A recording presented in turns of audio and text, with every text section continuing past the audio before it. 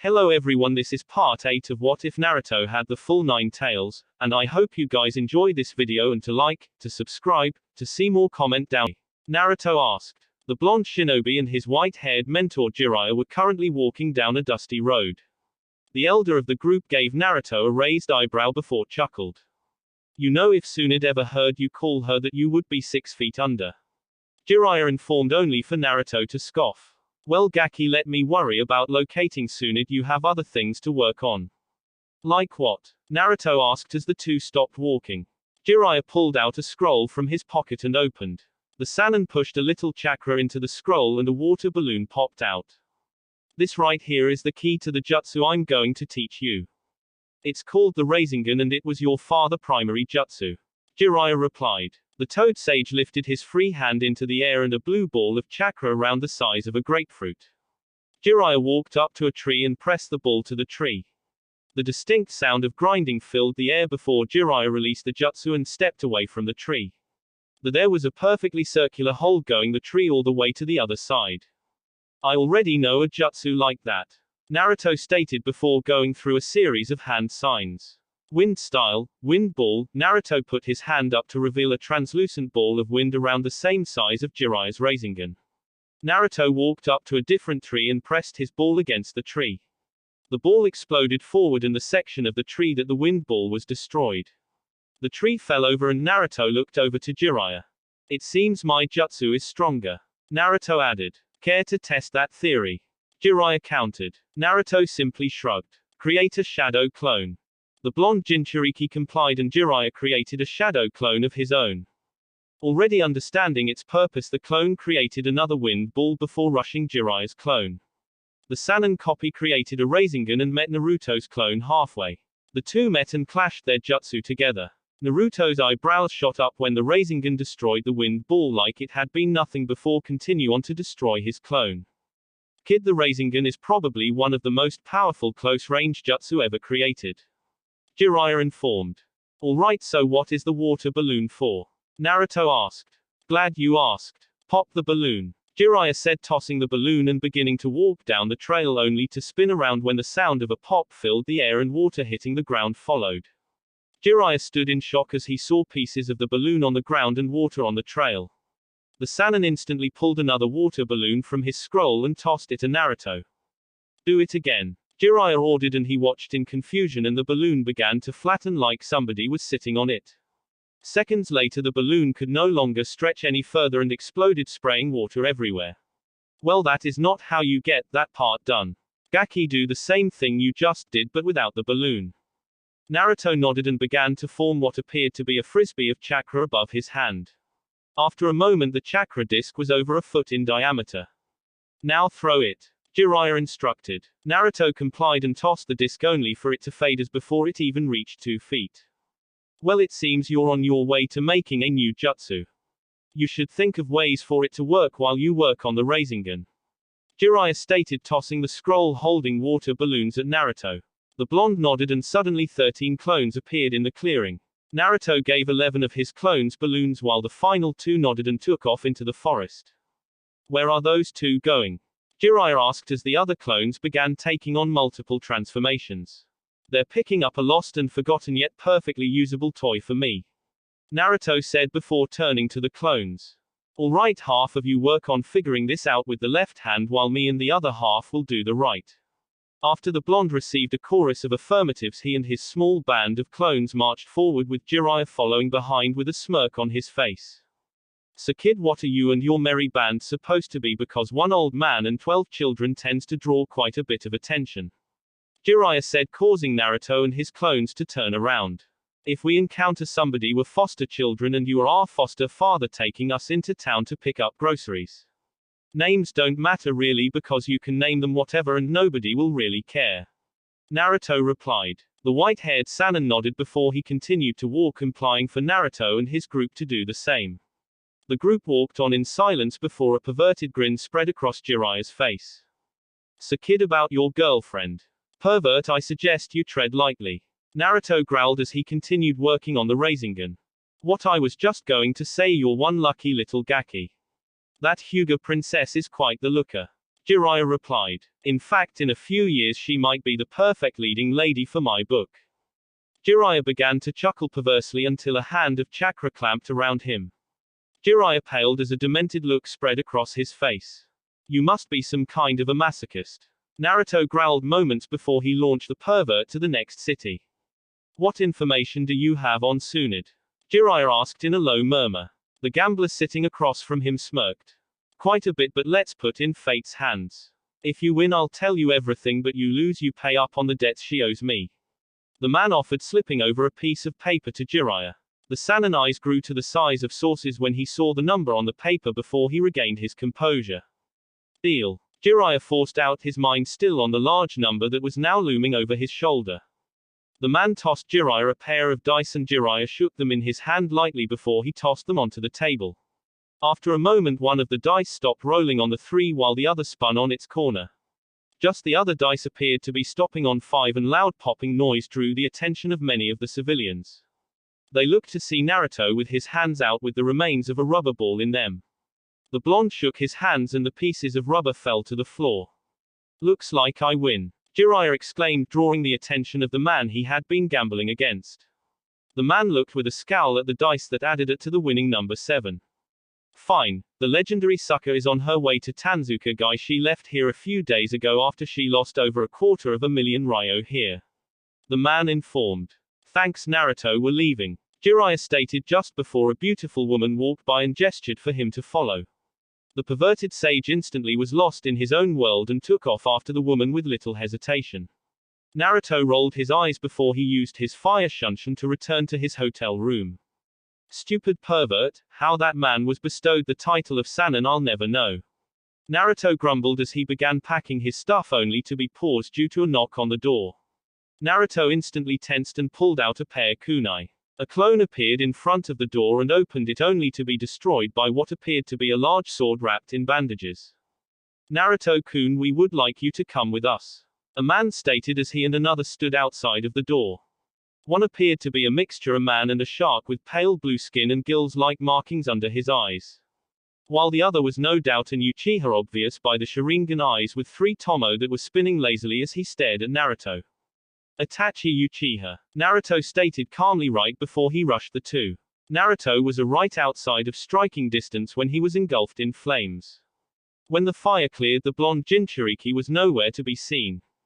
Smart kid, the shark man murmured. Itachi simply nodded before he used Shunshin to transport himself and the blue-skinned man. Naruto running is futile, just come with us so nobody gets hurt. If he resist Kisame, incapacitate him, Itachi stated calmly as he and Kisame stood on top of the roof of the hotel across from Naruto. The blonde just shrugged before he rolled his eyes as killer intent filled the roof. It's been a long time, Sasuke-kun, Itachi stated calmly, not bothering to turn around.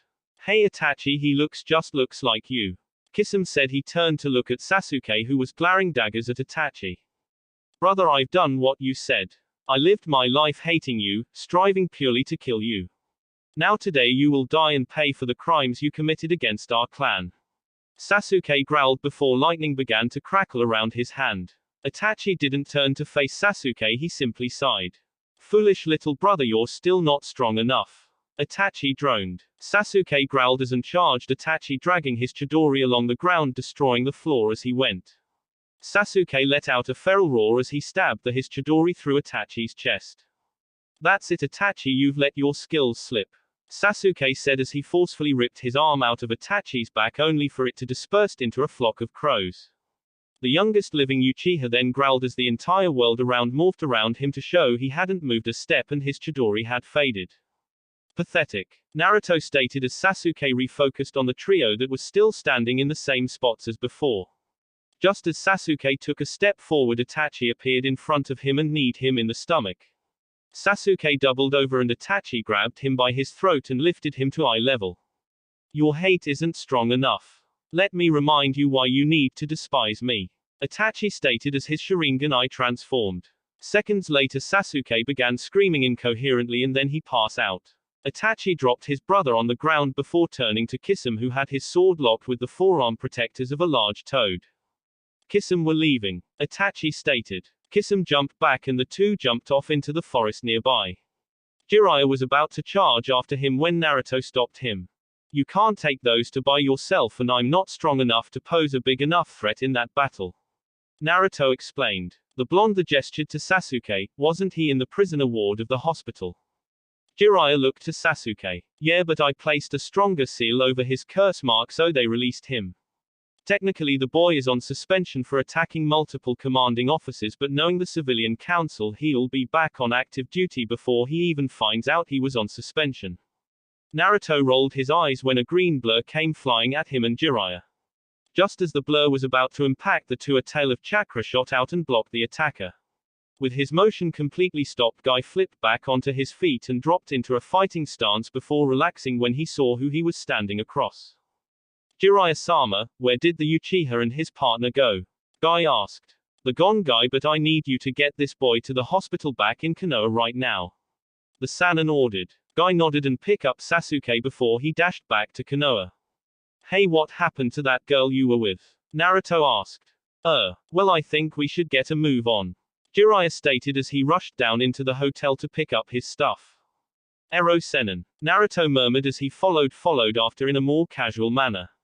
After a few minutes to pack up their stuff and check out, Naruto and Jiraiya were back on the road. So Jiraiya, what is the last step to the Rasengan? Naruto, as they exited the last of the city limits. Well, the first step is spin, the second is power, now the final step is control. Jiraiya then tossed a scroll at Naruto. The blonde caught it and opened it. After channeling a bit of chakra into the scroll, a balloon popped out. When you can maintain the Rasengan for over 5 minutes without popping the balloon, you have mastered the technique. Jiraiya instructed. So much how longer before we find Tsunade? Naruto asked just as the balloon in his hand popped. The blonde got out another one while grumbling incoherent curses under his breath. If my source wasn't lying, then we're probably going to catch her in this next city. Jiraiya replied. The white-haired man glanced at his young ward and sighed. Naruto, save it, Jiraiya. I for one could care less about being banished. If they kick me out of the village, there are few things in that shithole that I'll miss. Naruto cut in. The Sannin was about to continue the discussion, but they had reached the top of a hill, allowing them to see a large town at the base of a valley. Yet the reason the sage had stopped was due to a loud explosion followed by a small cloud of dust rising from the castle that was situated in the back of the town. Well, it looks like we're late for the party. Jiraiya exclaimed with a smirk. Think you can keep up, brat? I'm already halfway there. Naruto replied before he burst into a cloud of smoke. Kids. Jiraiya murmured before taking after his young ward. The war veteran eventually found Naruto in the middle of a stare down with two women, both appearing to be in their 20s. The younger brunette was holding senbon needles in one hand while cradling a small pig in her other arm. Behind her was a slightly older blonde, her arms crossed under her impressive assets. Naruto stood with his arms crossed and two of his chakra tails swaying behind him lazily. Brat, I lose sight of you for less than 5 minutes and you pick a fight with the two people we're looking for. Jiraiya chided as he landed Naruto and the two women. Tsunade, Shizune, it's been a while. Jiraiya, what the hell do you want and why are you and this brat looking for me? The blonde asked as brunette relaxed and stored her senbon away. Why do we talk over some drinks? Jiraiya asked, smirking as a glint appeared in Tsunade's eyes. So why are you and this gaki looking for me? Tsunade asked before taking a sip of sake from her cup.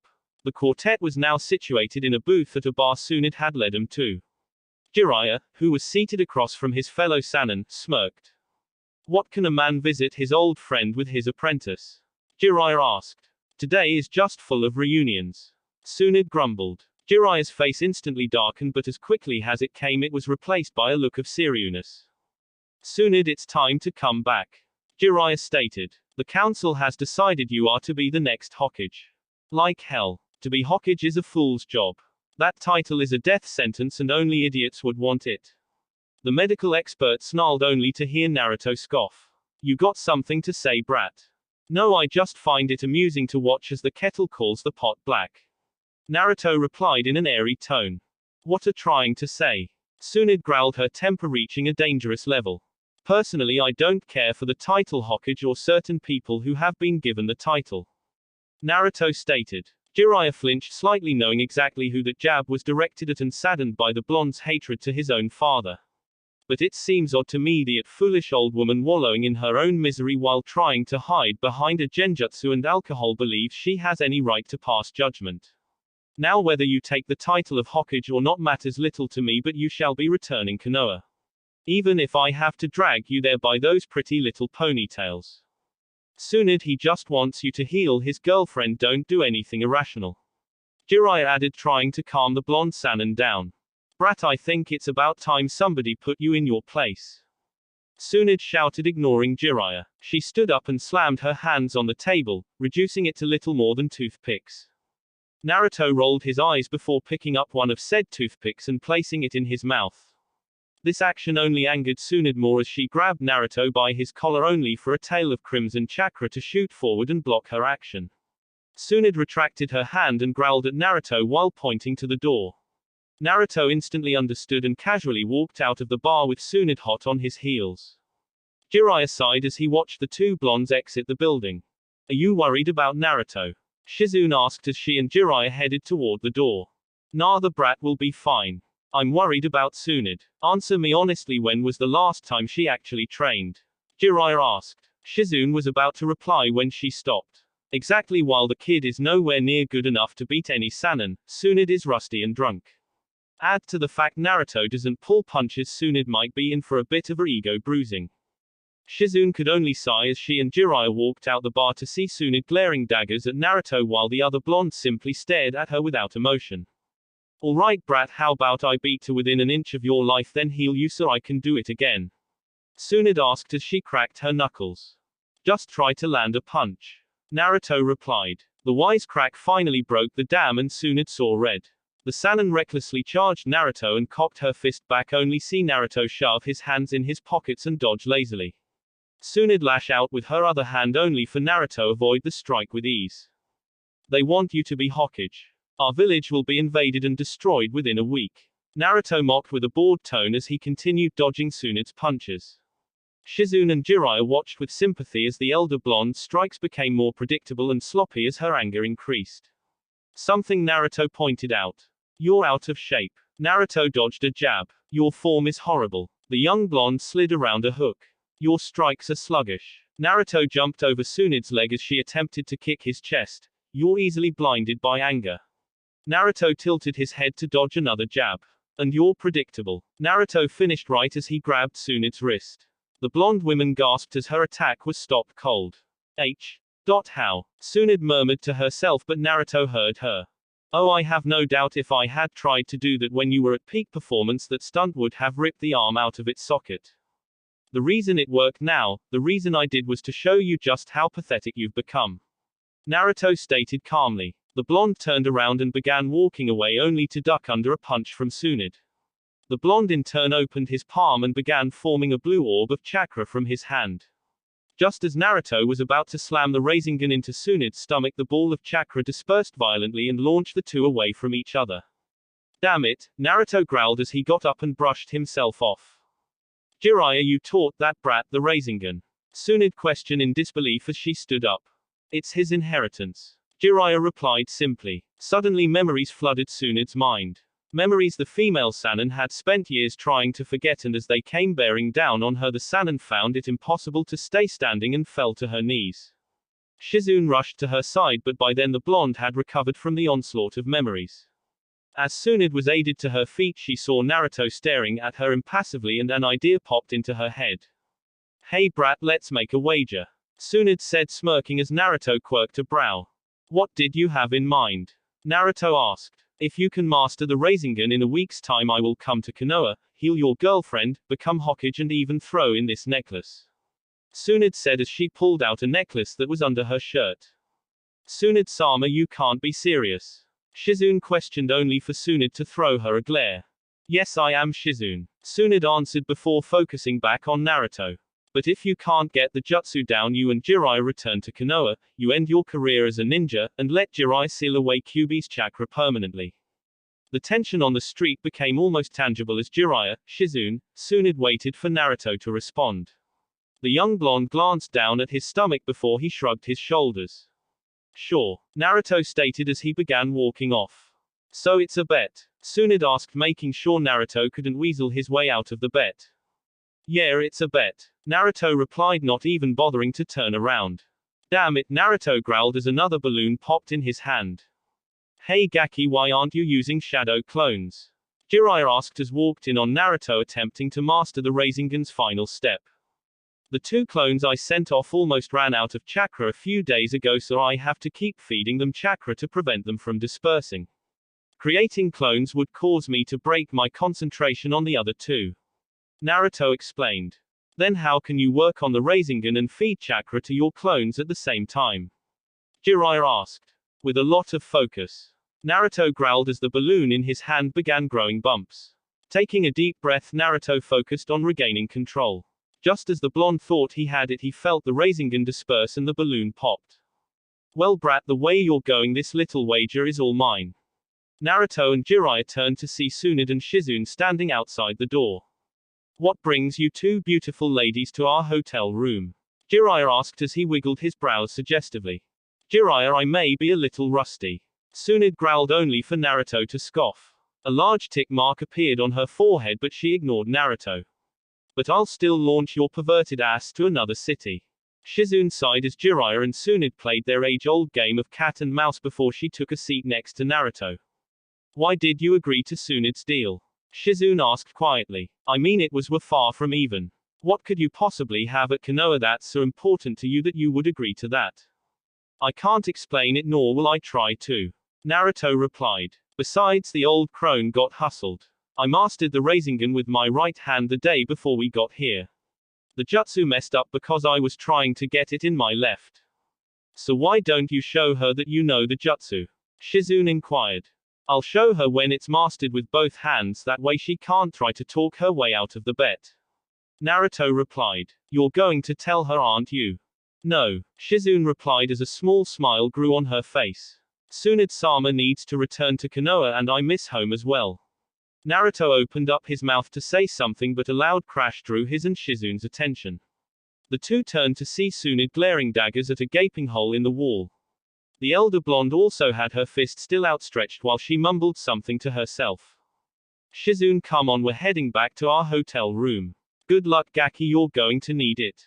Tsunade exclaimed before she exited the hotel room. Shizune gave Naruto a quick goodbye before she scurried out of the room to catch up to her mentor. Naruto glanced at the hole in the wall before taking out another balloon and attempting to master the Rasengan. Seconds later, 2 shadow clones of Naruto appeared in the hole and one of them tossed him a scroll. How did it go? Naruto asked. The thing's broken beyond normal repair. One of the clones stated. It would take almost an entire pint to fix it. The other added. Naruto nodded before the 2 clones dispersed. Instantly 20 more clones appeared in the room. Some were sitting on the wall, others on the ceiling. 10 of you work on the Rasengan with your left hand. The rest of you work on maintaining it while using chakra to stick to surfaces at the same time. I have something I need to work on. Naruto instructed before jumped out the hole in the hotel room and heading off in the direction of the forest. 6 days later, Shizune woke to find herself on a bed. The moment she recalled why she was even unconscious, she instantly snapped out of the bed and made her way to the window, only to stop when her foot was caught by something. Shizune looked to see a chakra tail preventing her from stepping on Naruto's sleeping form. Naruto! Shizune shouted as she stepped away from the blonde. Naruto's eyes snapped open and he looked at Shizune before he sat up. What? Naruto asked, wondering why the brunette was so upset. We have to go, Tsunade-sama is about to make a grave mistake. Shizune explained. What, sleep with Jiraiya? Naruto pondered as he got up. Shizune blushed at the vulgar comment but still jumped to the window. Just as she was about to leap out, she pulled her head back narrowly, avoiding a kunai that embedded itself in the wall. Damn Tsunade. She drugged me and now even my aim is off. Jiraiya grumbled as he entered the window. That would have killed me if I hadn't moved. Shizune thought to herself. Jiraiya-sama, we have to hurry. Shizune stated. I know, but before we go, is there anything you can do about the drugs in my system? Jiraiya asked. Shizune's hand glowed green before she placed it on Jiraiya's chest. Moments later, the medic pulled her hand away and a dark purple substance followed. I got most of it, but I don't have the time to make an antidote, so you will still feel some lingering effects. Shizune stated before she released the substance in a nearby trash can. Jiraiya nodded before he leaped back out of the window with Shizune and Naruto hot on his heels. So Tsunade, have you made your decision? Orochimaru asked, his arms heavily bandaged and hanging limply at his arms.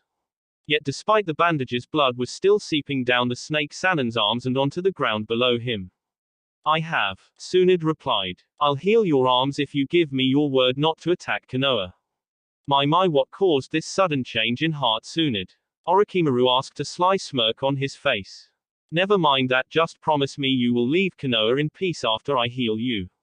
Tsunade growled. Fine, you have my word that I will not attack Konoha once my arms are healed.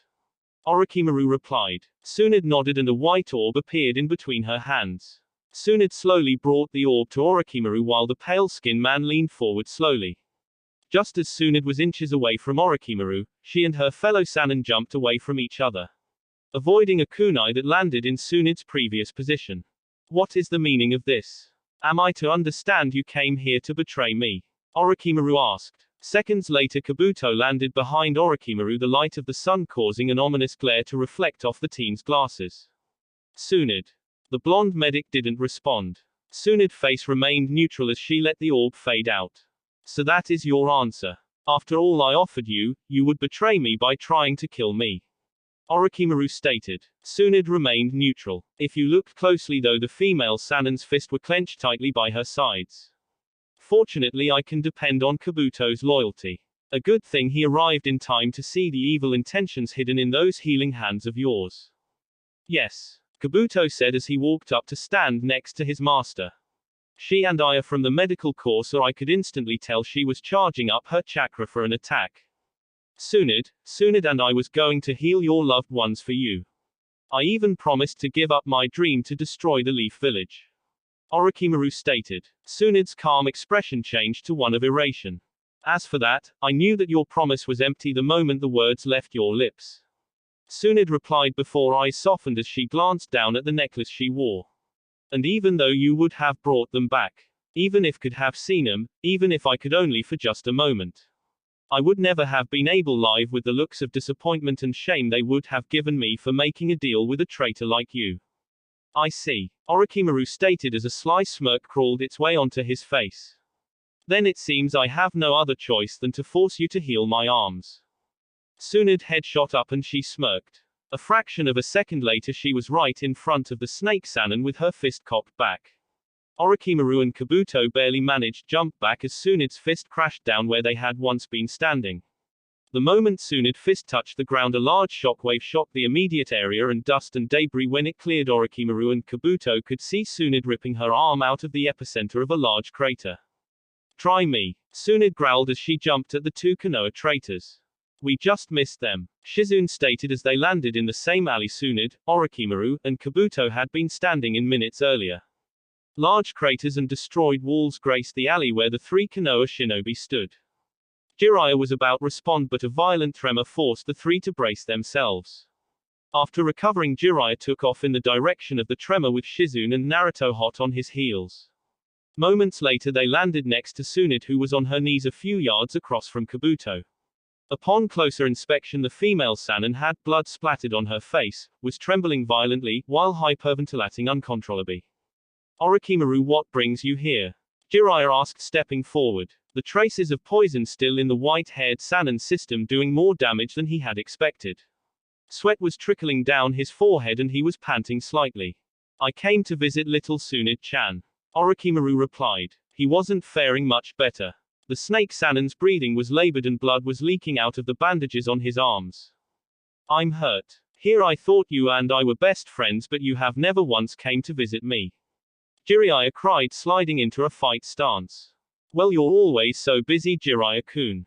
Orochimaru replied, spread his feet apart ready to react to whatever Jiraiya did. Kabuto, be a dear and keep the others company while Jiraiya-kun and I catch up. Kabuto nodded before jumping toward Tsunade and Shizune, only to be sliced to pieces by a wind jutsu. That could have hurt, Kabuto murmured, glancing at the pile of wood chips that was once a log. The silver-haired teen then turned and focused on Naruto, an arrogant smirk on his face. I knew I should have just killed you in the Chunin exams. Naruto growled as a tail of chakra sprouted out of his back. Allow me to rectify that mistake. Naruto-kun, while I have no doubt you could handle any Chunin and even low-level Junin, I'm on par with your village's elite like Kakashi Hatake and Maito Guy. Kabuto said as a blue glow encased his hands. We'll see. Naruto replied, speeding through a series of hand signs. Wind, style, great breakthrough. Naruto blew a power gust of wind at Kabuto, sending the Oto shinobi tumbling away. Before Kabuto could get up, a kick to his kidney sent him soaring into the air. An instant later, Naruto appeared above him with a ball of chakra hovering inches over the palm of his hand. Rasengan, Naruto said, shoving the orb into Kabuto's chest. Oh, you've learned a new jutsu. Kabuto called, leaning against a boulder. Too bad this will be the last time you ever use it. Naruto appeared right in front of Kabuto, his Rasengan inches in front of Kabuto's head, but the second it touched Kabuto's face, the body turned to mud and two hands shot of the ground. The set of hands reached for Naruto's ankle, but Naruto jumped back and landed a few feet away. The blonde Jinchuriki watched impassively as Kabuto pulled himself out of the dirt. I apologize, Naruto-kun, I underestimated. You're better than I give you credit. This might just be interesting.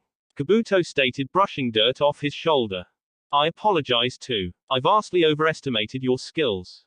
This won't be interesting. Naruto mocked. Kabuto smirked and charged the blonde. The instant Kabuto was in striking range, a tail of chakra lashed out, set on skewering the traitor in the chest. Kabuto nimbly slid by the chakra tail and counter with a strike to Naruto's shoulder. The blonde dodged the strike and attempted a jab at Kabuto, only for the medic to try and grab his fist. Naruto pulled back his arm and used his newfound momentum to strike Kabuto with a spinning back fist. The silver-haired ducked under attack and struck Naruto's thigh with his hand, only for the blonde to flip over Kabuto and try an axe kick to his skull. Kabuto crossed his arms and blocked the kick with his forearms before pushing Naruto away. You taijutsu in impressive, and the Kyuubi makes up for any holes in your skills. Kabuto deduced as he stood up. This fight ends now, Naruto calmly stated as he tapped his chest and a large zanbato, or what was left of one. The remains of the blade went out 2 feet, showing a half circle going into the blade's edge before it appeared to be missing a large section. The blade itself was rusted and covered in dirt on some parts, and the edge looked dull. The only part of the weapon that appeared to be in working order was the hilt. You're joking, right? That piece of scrap metal couldn't cut butter. Kabuto mocked as he began laughing, only feel a sharp pain in his side. The Oto shinobi looked down to see a large cut on his side that was slowly healing. How? This not just any sword, this is one of the legendary swords of the mist, the Kubakiri Boko to be exact. This blade has the ability to take the iron and proteins found in blood and reform itself. Naruto explained. Just as Naruto finished explaining, the blood that was on Kubakiri Boko's edge seeped into the blade and the rust and dirt on it fell off. The edge of the blade itself seemed to sharpen and the sword grew out an inch or two. By the end of this fight you will see the fully formed Kubakiri Boko. Naruto stated before he seemed to fade out of existence. Kabuto tensed and ducked under a horizontal slash at his chest, but he couldn't avoid receiving a cut on his shoulder. The elder ninja growled, but a large gash appeared on his back. His frustration growing as more lacerations appeared on his body. Kabuto was finding it harder to dodge Naruto. Realizing getting angry wouldn't get him anywhere, Kabuto reached into his kunai pouch and pulled out 2 kunai. The moment he did, he brought them in front of his face, blocking a vertical swipe that would have bisected him from the head to the groin. You fast, but your overall skills with that sword are pathetic, Kabuto said as he pushed Naruto back and kicked him in the chest. The blonde didn't even flinch, for a chakra tail stopped the blow from making contact. I'm good enough to stain your blood on the ground below us, Naruto retorted as he faded from sight again. Kabuto smirked and ducked under a horizontal slashing. This time when Naruto shifted the sword and brought back at him, Kabuto blocked with his kunai. Then, similar to how a gymnast would use the handles on a pommel horse, Kabuto swung his legs around and kicked Naruto square in the jaw. Naruto flew back and hit the ground, only to explode in a puff of smoke. Boom. Kabuto's blood ran cold when he heard Naruto's voice whisper the word in his ear. Then an explosion rocked the surrounding area. Shizune and a still stunned Tsunade were almost back by the explosion, while Orochimaru and Jiraiya turned their attention to their fighting apprentices. Impressive, the blonde can keep up with Kabuto, Orochimaru praised. If not for the demon sealed in him, I might have attempted to use Naruto-kun as a host. Like hell I would let you. Jiraiya growled, his eyes not once leaving the two young fighters. But what do you expect? The boy was raised by a kid who was Anbu captain at 15. Only person to make captain younger was Itachi. Orochimaru simply nodded. Enough. Kabuto shouted as he turned around and caught the now almost fully formed Kubikiriboko between his hands. The blade now was a couple of feet longer and had a circle-shaped hole in it at the top of the blade. Naruto smirked as he put more pressure on his weapon, causing Kabuto to fall to a knee. You're done, Naruto stated, gripping the blade with both hands and pushing down with all his strength. Kubikiriboko dug into Kabuto's shoulder and he grit his teeth to hold back the groan of pain. Naruto smirked as the blade absorbed Kabuto's blood and completed itself. The now fully formed Zanbato was easily as tall as Naruto, if not bigger. The edge had sharpened to the point where it would slice a hair if it fell on the blade. Kabuto held back the groan of pain as it began cut into his collarbone. Beautiful, isn't she? Naruto said as he stepped away from Kabuto, pulling Kubikiriboko out of his shoulder as violently as he could. The silver-haired shinobi could hold back a cry of pain when the blade cut all the way through his collarbone and cut into the front of his chest as Naruto pulled away. Naruto's smirk only glow as the edge of the Zanbato seemed to sharpen and shine in the sunlight. I told you it's over, what? Naruto asked as he fell to his knees coughing blood. Ignorance just got you killed. Kabuto mocked as he stood up and began healing his shoulder. As you pulled away I tapped you in the chest too fast for Kyuubi to block. My chakra scalpels cut open your heart and any chakra lines that connect to your heart. The demon fox can't heal you this time. How does feel to realize you were only be toyed with this entire time? Kabuto asked, only to receive a punch to the chest that sent him hurtling into a boulder almost a mile away. Gaki, I saw you use the Rasengan in not only your left hand but your right. I guess you win our bet, Tsunade said as she knelt down and began to heal Naruto's heart. Before Naruto could respond he coughed out another wad of blood. Hang in there kid, you'll be fine. I don't think so, a voice shouted. Tsunade's head snapped up to see Orochimaru speeding forward, his Kusanagi sticking out of his mouth and his eyes zeroed in on Naruto. Just as Orochimaru was about to impale Naruto, Tsunade appeared in front of him. Kusanagi pierced Tsunade's chest just inches from her heart. Orochimaru pulled the sword out only for Tsunade to grab on of his dangling arms and jab with her other hand. The force of the blow would have sent Orochimaru sailing, but Tsunade held his arm in a vice grip. The female Sannin continued to lay blow after blow on Orochimaru's face until she cocked her fist back as far as Skull before slamming it into the snake Sannin's nose. Orochimaru was shot back, causing him to release Kusanagi. When the snake Sannin stopped tumbling he got up and glared at Tsunade. Why would you protect that brat Tsunade Haim? Orochimaru growled. Tsunade glanced back at Naruto and saw he was unconscious but breathing steady before she turned and leveled Orochimaru an even gaze. Bequace, that boy is the future of Konoha even if he doesn't know it yet. Tsunade answered with conviction. The snake Sannin scoffed as he brushed himself off. If by that boy is the future of Konoha you mean he'll destroy it, then you might be onto something. Orochimaru replied, a smirk dancing across his face. No, she's right. Despite this outer shelf of hatred he has, the kid is too much like his parents to destroy Konoha. He just needs to let go of his resentment. The white-haired Sannin said, adding his 2 cents to the discussion. Really? Well, it's a pity you two will never see it happen because you all will die here and now. The Sannin replied, finishing just as Kabuto appeared by his side. Kabuto dabbed his hand in a spot of blood on the snake Sannin's arm before going through a chain of seals. Almost like the two bore the Sharingan, Tsunade and Jiraiya bit their thumbs enough to draw blood, then began copying Kabuto seal for seal. At once the three slammed their hands to the ground. Summoning jutsu. All three chorused. Instantly 3 gigantic clouds of smoke filled the valley. After a few moments the smoke cleared to reveal Gamabunta with Jiraiya standing on his forehead. To the toad's right was an enormous purple snake with Orochimaru and Kabuto and its head, and Tsunade, Shizune and a prone Naruto atop the back of a colossal white slug that had 3 blue stripes running down its back. Katsuyu, it has been a while. Gamabunta said, addressing the slug before glancing at the slug. Manda. Orochimaru, why have you summoned me?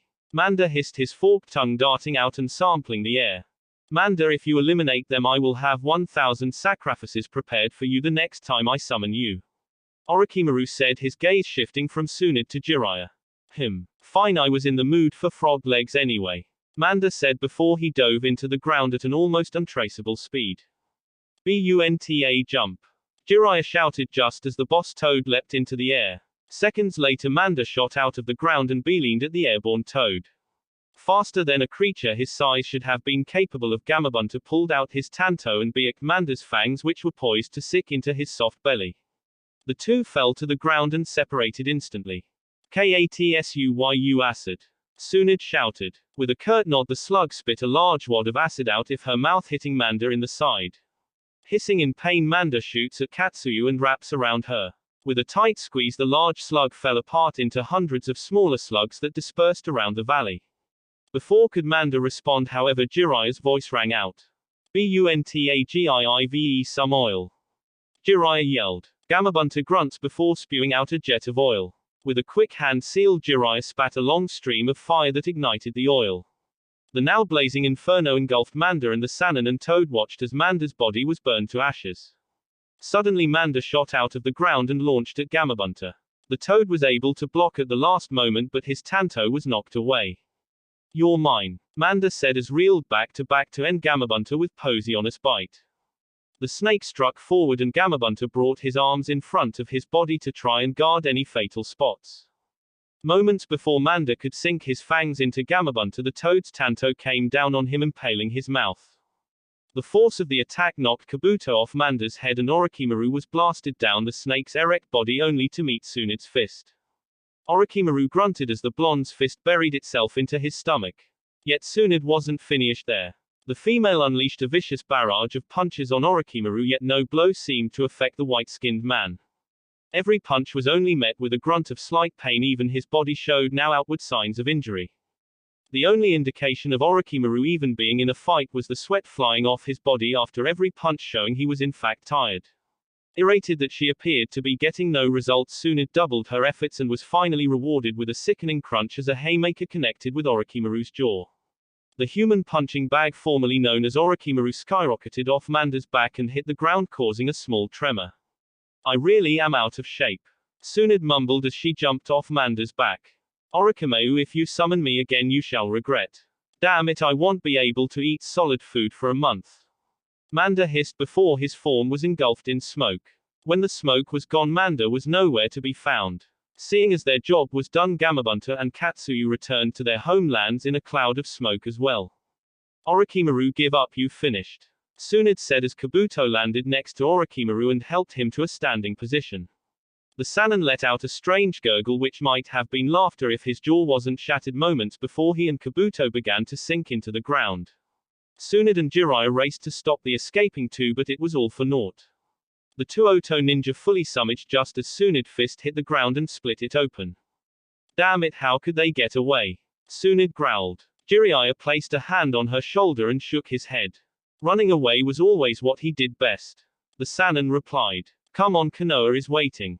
Hinata, shouldn't you be in the hospital? Shino asked as he came across his female teammate. Hinata smiled and shook her head. I was getting bored, so I asked a nurse if I could take a walk. Where are you headed? Hinata asked as she shifted on her crunch to a more comfortable position. I was looking for Anko-sensei. She was supposed to be back from her mission and I wanted her advice on a jutsu I'm trying to create. Shino explained. Well, do you mind if I join you? The nurse said. I don't have to be back for another hour and I have nothing to do. Hinata said. Shino nodded and the two were just about to walk when Neji landed in front of them. Hinata, Aberame, the Hyuga addressed as he brushed some dirt off his shoulder. Hyuga, Shino curtly responded. Neji ni-san, how are? Hinata began, only for Neji to cut her off. We are not related. I am the heir to the Hyuga clan and you're just some banished trash. Neji growled. Hinata was about to respond when four crimson tails shot out of the ground and grabbed Neji's arms, and Neji could try and escape. Another pair of chakra tails shot out and pierced through his knees. Neji fell to the ground with a cry of pain and the chakra tails holding his arms pulled forward, forcing Neji into a bow. You are a humble man, Neji-san, bowing to some banished trash. I see the Hyuga made a good choice in replacement heirs. Hinata and Shino turned to see Naruto leaning against a building with his arms crossed over his chest. 6 crimson tails of chakra were coming out of his lower back and plunging into the ground below him. Naruto glared at Neji and the tails of chakra released him and retracted back into his body. Shino, could you heal his knees? Naruto asked as he walked up to his two teammates. The Aburame nodded and walked over to the prone Neji. Shino's hands were engulfed in a green hue before he placed them over Neji's knees. Moments later, Shino released the jutsu and walked back over to Naruto and Hinata. Gaki, I don't know what crap the old man let you get away with, but once I'm named Hokage, if I ever catch you injury a fellow ninja again, you'll be suspended so fast your head will spin. Tsunade said as she, Jiraiya and Shizune with Tonton in her hands walked up to the group. Whatever, Naruto replied. Tsunade-sama, you're back and you're going to be a next Hokage? Hinata asked in shock. The blonde Sannin nodded casually before turning to Naruto. So kid, on a different note, who are these two? Tsunade asked as she eyed Neji slowly getting up and glaring daggers at the three genin before walking off. This is Shino Aburame, the Aburame clan and medic of a team. Naruto said, pointing to Shino, who bowed at his introduction. And she is the reason I took your bet. This is Hinata Hyuga and you're going to heal her arm and leg. So you're the Gaki's girlfriend? Tsunade surmised. Hinata blushed faintly and nodded. Nicely done, kid, she's quite the catch. Well, come on, let's go to the hospital so I can check you out. Wait, Hinata, I got you something, close your eyes. Naruto said before they could leave. Hinata complied and a few seconds later she felt something hanging around her neck. Hinata opened her eyes and looked down and saw a brilliant crystal dangling on a string necklace.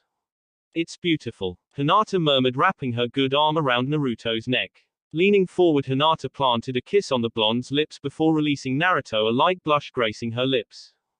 Come on, I don't have all day, Tsunade said as she began to walk off. With a small wave, Hinata followed the Sannin to the hospital with Shizune at her side. Well, I have to go too. Naruto, I want you to visit a man named Torin Matsushi. I saw your fight with Kabuto and your swordsmanship is almost vomit-inducing. Torin is the owner of the weapons shop by the barbecue restaurant over in the market district. Ask him if he'll teach you the ways of the sword, and if he refuses, tell him I said if he does it, we're even. Jiraiya said before he left with Konoha's traditional shunshin. I really must locate Anko-sensei now, goodbye Naruto. Shino said as his body fell to the ground in a mass of bugs that scattered across the ground. Torin Matsushi, huh? Naruto murmured as he walked off in the direction of the market district. As Naruto walked and was left alone with his thoughts, Naruto began to think about his drastic change in demeanor over the last year to being assigned to a genin team. The blonde's bloodlust almost matched the kitsune demon he harbored, yet as of late the need to kill had waned slightly. Hell, Naruto had been moments from ripping Gaara's heart from his body when he had simply stopped. Why? All the answer led to his teammates and more importantly the Midnight Hare Hyuga, who claimed to love him.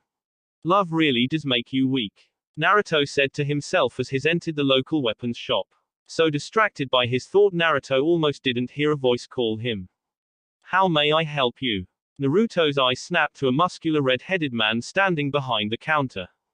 Are you Torin Matsushi? Naruto asked. The man's eye narrowed as he focused on Naruto with a critical eye. After a moment, a look recognition spread across the man's face. Naruto for a second thought a smirk spread across his, but it was gone faster than it had appeared. Who wants to know? The man asked, fixing Naruto with an even gaze. My name is Naruto Uzumaki and I came to ask you if you could train me to use this. Naruto stated as he pressed two fingers on his chest and added some chakra. In a cloud of smoke, Kubikiriboko appeared and Naruto caught the blade before it could even graze the ground. Torin's eyes widened upon figuring out whose sword he was looking at, but he regained his composure after a few seconds. No, the man said simply. Jiraiya of the Sannin. Naruto started only for Torin to cut him off. It is not a matter of me being unwilling to train you, but this blade, unique only to Kiri, the only man who could teach you how to use this blade to its full potential, is dead if you're holding it right now. Torin explained. You mean Zabuza Momaki? Naruto stated more than asked. Correct, the use of these swords is taught from wielder to wielder.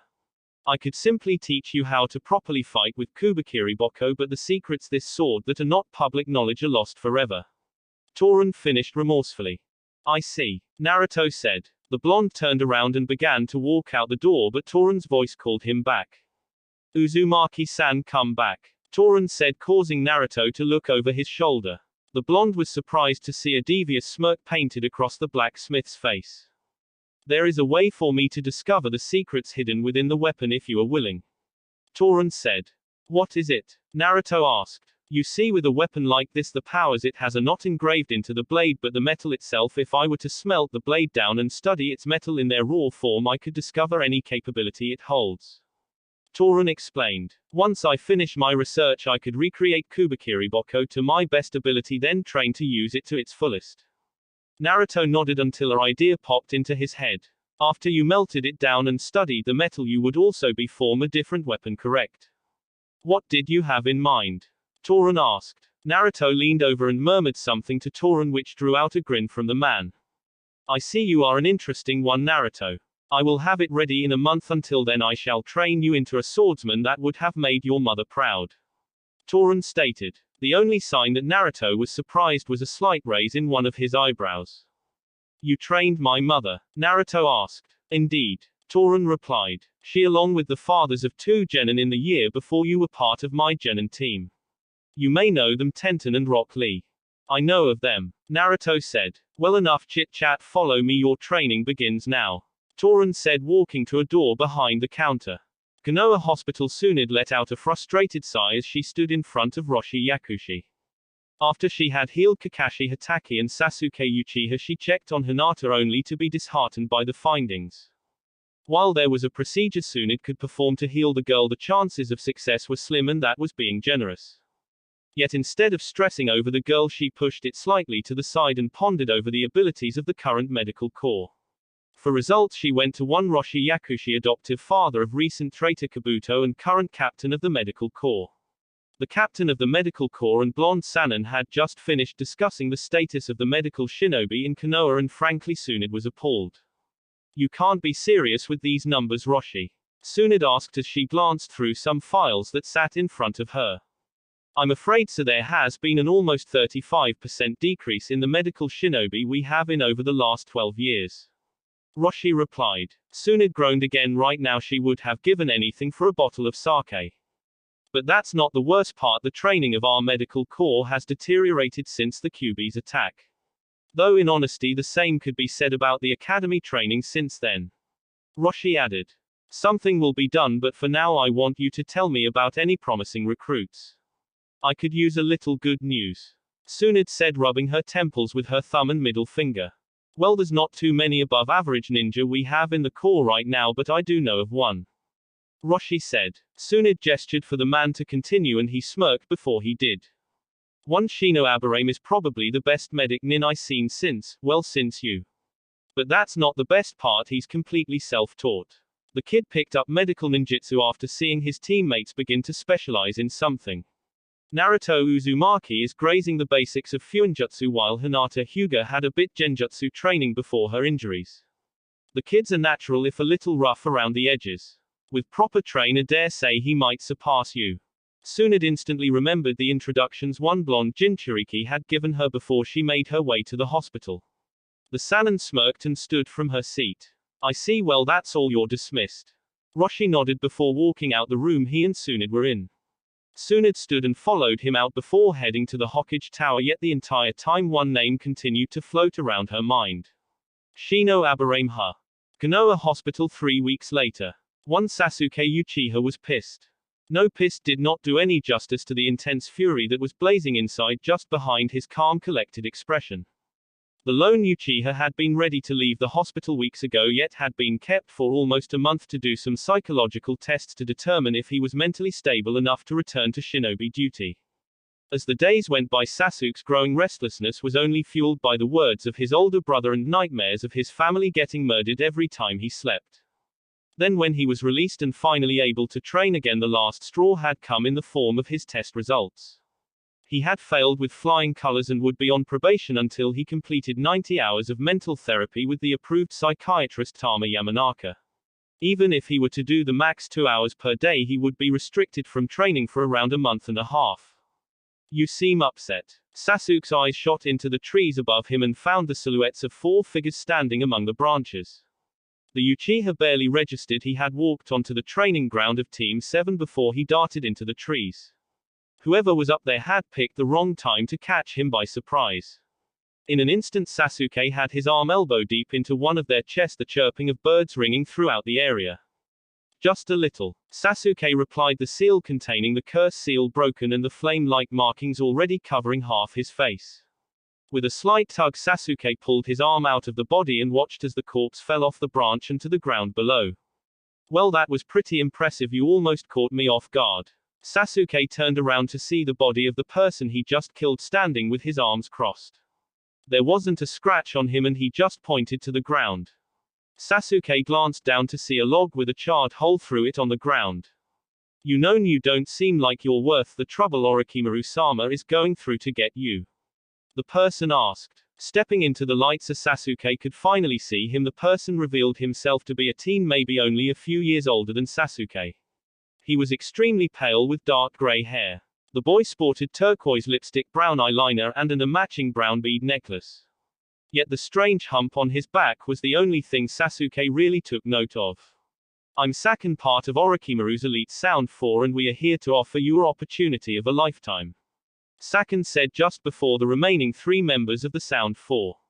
A large teen, who could have claimed to be the relative of an Akamaiki, with orange hair stood with a blank face. Next to him was a small red-haired girl with a beanie on her head. On the other side of Sannin was easily the strangest member of the group. A tan-skinned teen with 3 pairs of arms. What kind of offer? Sasuke asked as the curse seal retreated back into its place of origin.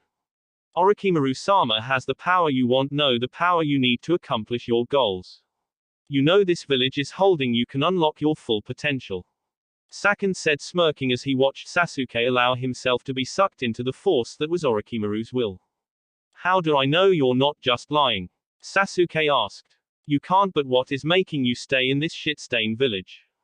Sannin was about to agree when an image of a girl with platinum blonde hair appeared in his head.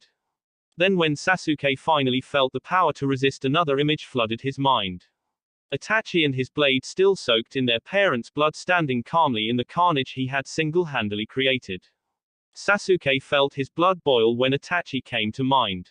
The fury was so intense any thoughts about the young Yamanaka heiress was burned along with most of his rational thought. Nothing. Sasuke growled. Good, then pack anything you might need, we're going to leave tonight. We'll be at the East Gate. Sannin instructed as he and the other members of the Sound 4 faded out of existence.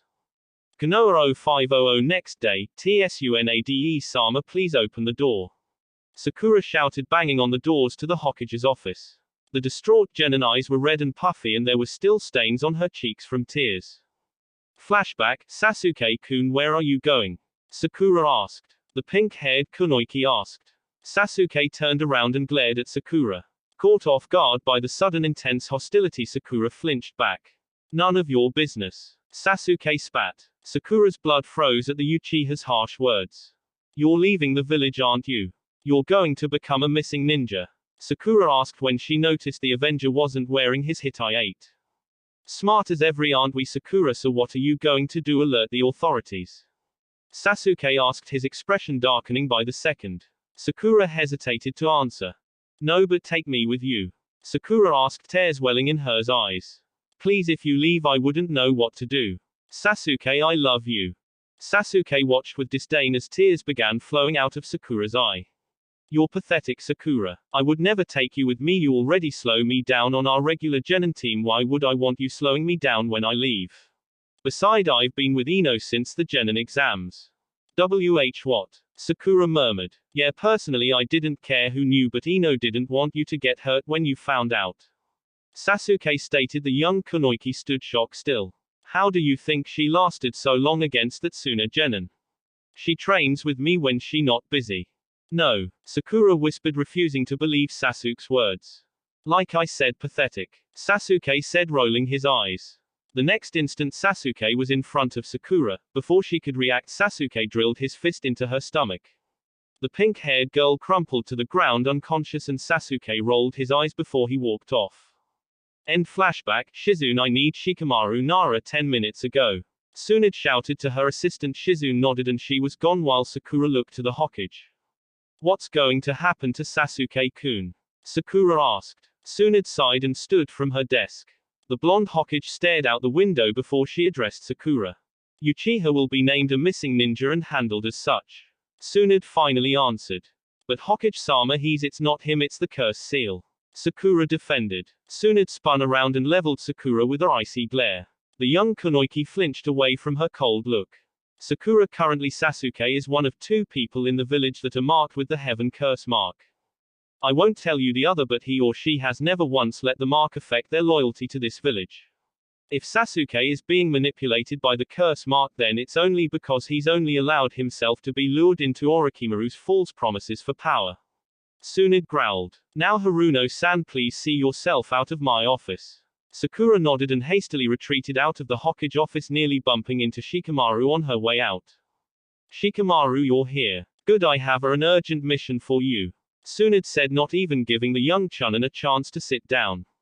Uchiha Sasuke has fled the village in an attempt to seek power from notorious traitor Orochimaru. You are to gather the forces you can and retrieve the traitor Uchiha.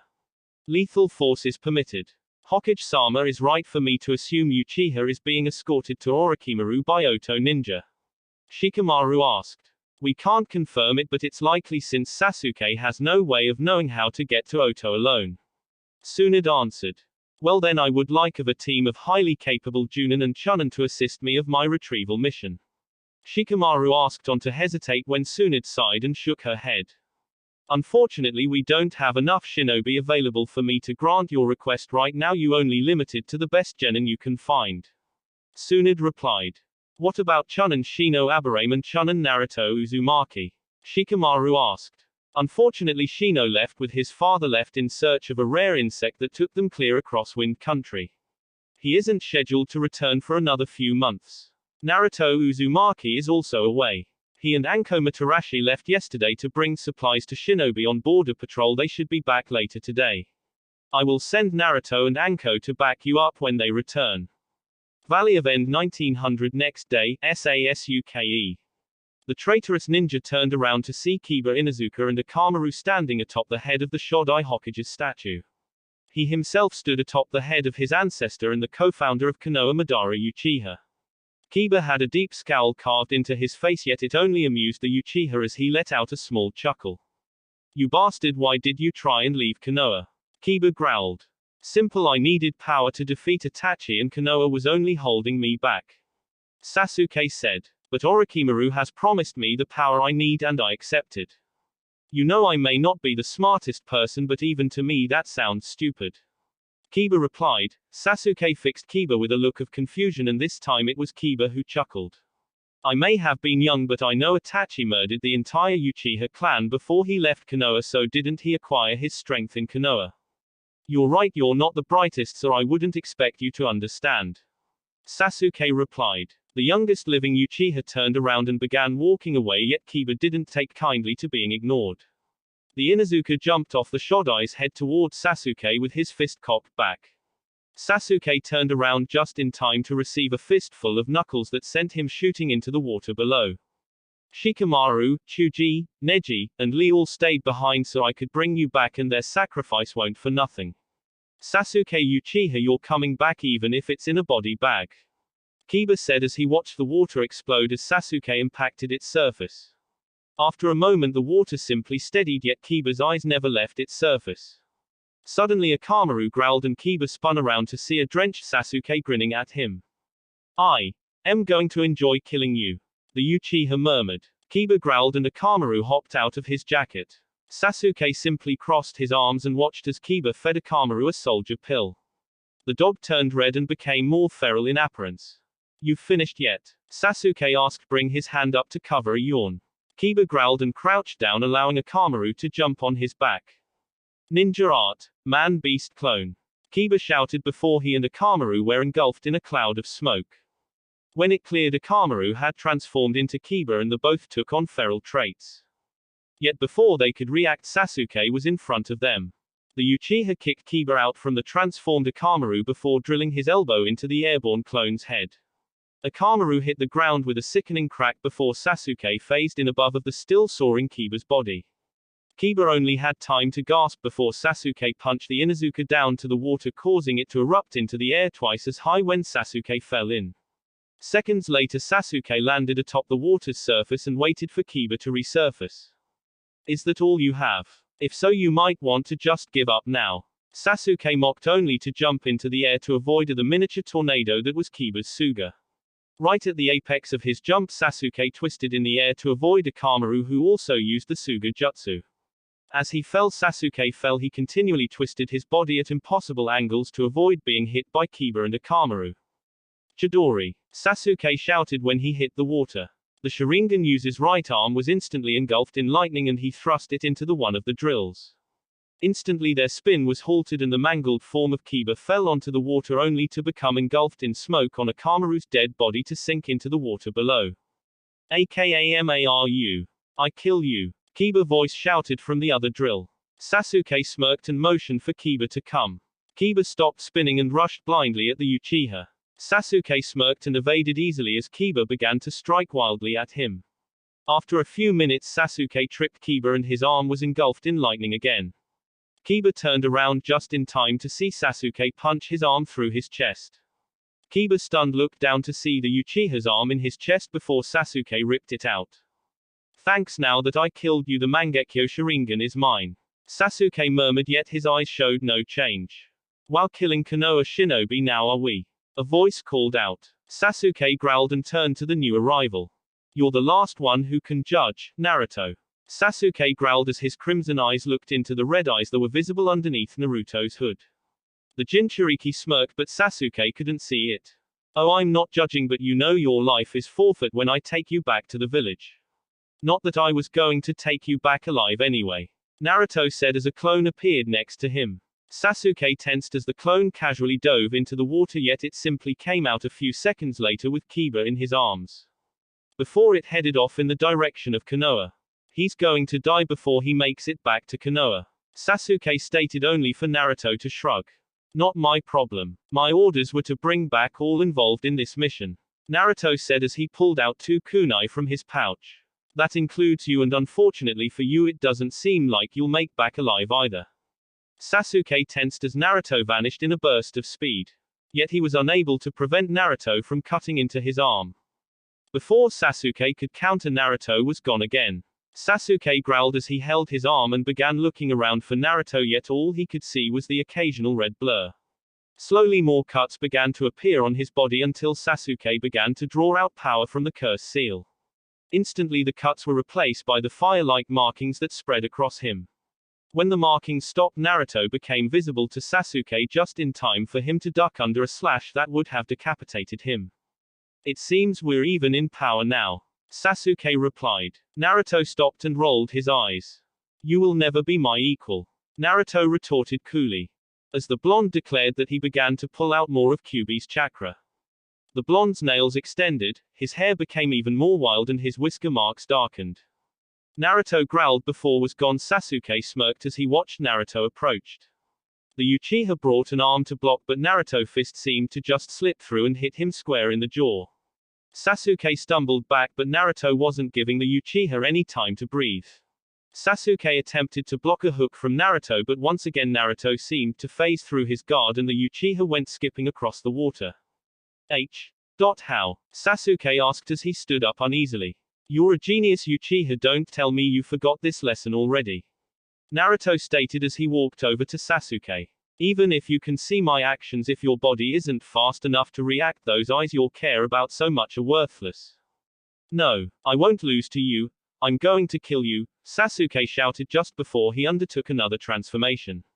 The Uchiha was engulfed in the black flame marking, and suddenly 2 hand-like wings sprouted out of his back, tearing off his shirt. The markings on Sasuke's body dulled until his skin became a dull gray. The Uchiha's hair also lengthened and a cross-like mark appeared on the bridge of his nose. This power, Sasuke murmured, flexing his arms to get a feel for his new strength. With it, killing Itachi will be too easy. It's a shame you won't live long enough to test that theory, Naruto stated, his now crimson face paralyzing white eyes barely a foot from Sasuke. Sasuke only could widened his eyes in shock before Naruto unleashed a barrage of strikes that he could barely. Sasuke attempted to block some hits, but that only resulted in a snap in the air, alerting the 2 Naruto had indeed broken his arms. Soon the smell of burning flesh made Sasuke realize that each hit had also been burning his skin away. What was only a few minutes seemed to drag on like for eternity for Sasuke as his body was racked with indescribable pain. And then it ended with Naruto ripping Sasuke's newfound wings straight out of his back. Sasuke collapsed to the ground, his mind barely on the edge of consciousness. "It seems you and I aren't equal," Naruto stated, only to look off in the distance and growl. "I guess you will live to see another day, Uchiha, but with all good things it comes with a price." Naruto grinned as Kyuubi's chakra retracted back into his seal and he pulled out a kunai and sealing paper from his pouch, his other 2 kunai long since forgotten. Kneeling down, Naruto used the kunai to rip out Sasuke's left eye. The traitor would have screamed, but his shattered ribs only allowed him to emit something of a wheezing cough. "Now even I will feel bad about this," Naruto murmured before he used the bloody kunai to remove the one thing from Sasuke that made him a man. This time, even despite his injuries, Sasuke let out a shrill scream that frightened all nearby wildlife away. Naruto paid it no mind as he quickly sealed away Sasuke's eye and genitals before hopping back. As soon as he did this, Kabuto and Orochimaru appeared beside the crippled Uchiha. "Sasuke-kun, since you didn't know, I'll forgive you, but never make me wait." Orochimaru hissed a smirk on his until he glanced down at the Uchiha. Without a single command, Kabuto was on his knees attempting to heal Sasuke. "Enjoy your broken toy," Naruto stated before he was engulfed in flames. Orochimaru's roar of fury was heard all across the elemental nations. That will be it for this video. If you want more, comment down below, like, subscribe. And see you guys later.